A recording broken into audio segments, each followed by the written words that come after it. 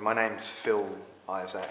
I'm a lecturer at the University of Queensland in Brisbane, in Australia. I've had that position for about 4 years now.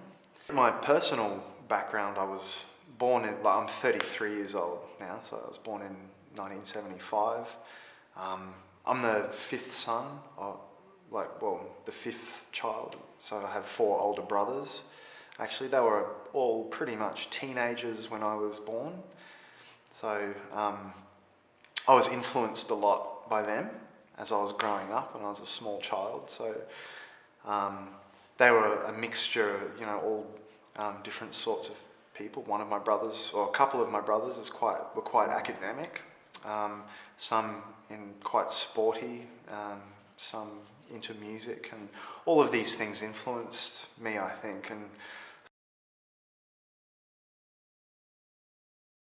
Well, what I'm really interested in is algebra, and using algebra to solve certain types of equations that arise in physics. So I suppose in some sense I consider myself quite an applied mathematician, so I develop mathematical tools that can be used in applications, especially in physics. Now, having said that, I'm not much of a physicist, so I suppose I can appreciate the motivation behind what I do, but what I'm really interested in is the mathematical structure and the mathematical patterns, I suppose, that appear in physics. I'm still quite passionate about the research, but I really enjoy teaching as well. And I suppose it's important for students to see or to have some contact between people who are with people who are active in research. I'm doing a lot of lecturing at the moment, and some very large classes, which is good. And I find I'm quite passionate about teaching mathematics to undergraduate students at university. Yeah, it's really quite a rewarding job. My largest class I've ever taught was over 900 students, actually. Yeah, it's quite a lot, but yeah, it's really quite rewarding to feel like you're maybe trying to make a difference to so many people. Even though it's just teaching mathematics, it's still quite rewarding. It's all about recognizing patterns, seeing patterns, and this is a very simple way to describe the way a mathematician works. Mathematics, I think, is all about studying patterns and recognizing patterns. And so this is just a very simple way of demonstrating how we can find a pattern and deconstruct it so we can understand it more, and maybe come up with some new patterns. So yeah, that's anyway.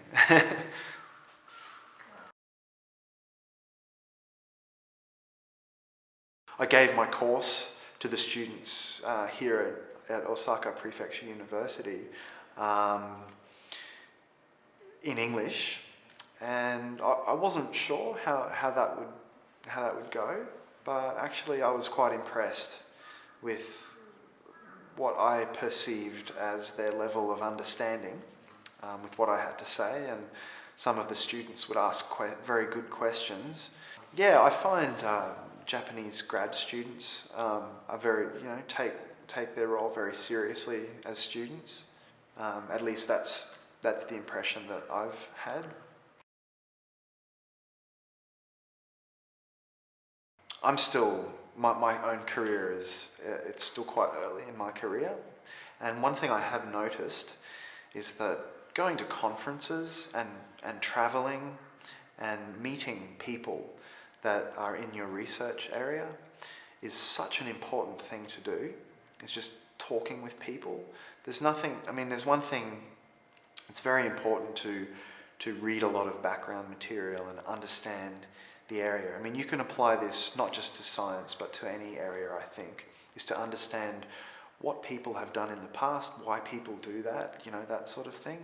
but I think it's so important to meet other people that are working in the same research area. I hate to say this, but I think actually the way the research community, the international research community is, actually English is very important. So coming from me though, I'm a little bit embarrassed to say that because I'm a native English speaker. It sounds a bit rude for me to say that, but I'm just being, I think just being realistic. I think learning English is a very important thing in today's scientific world, like in the community.